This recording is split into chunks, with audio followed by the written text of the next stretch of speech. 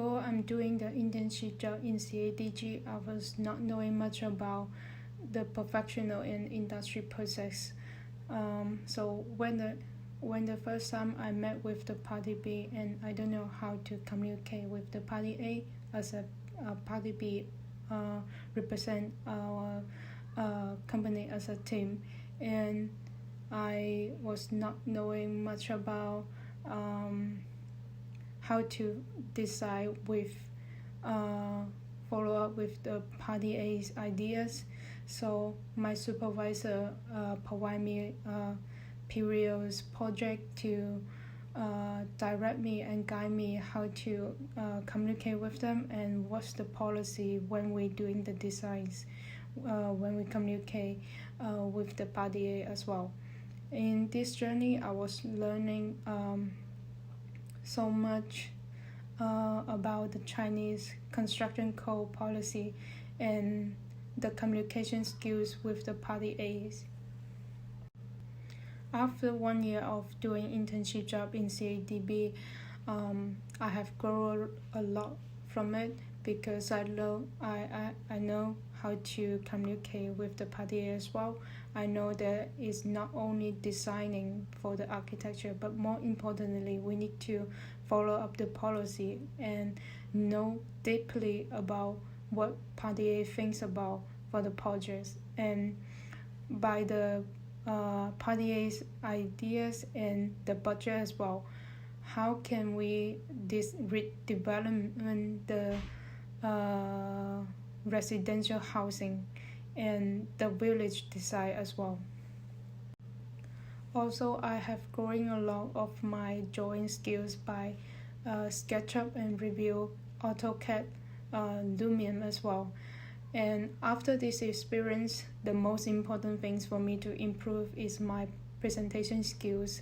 I am shy to speak my own idea in front of many people during meeting, and that's a lackness of me, and I need to improve in the next journey of my working experience.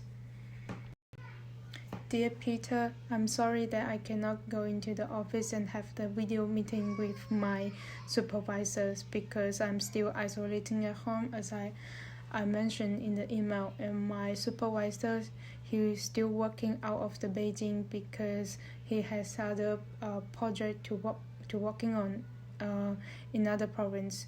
So I decided to use this video recording to share my internship experience. Throughout the year, I heard the Beijing residents discuss the importance of bike lanes that are separate from the street, from porches for socializing, parks that are visible from inside the home so the parents can watch their children play, the ability to run the business from their house, and many other neighborhood characteristics. This allow me to imagine their future neighborhood as a moving and breathing organized instead of collection of separate and steady structure.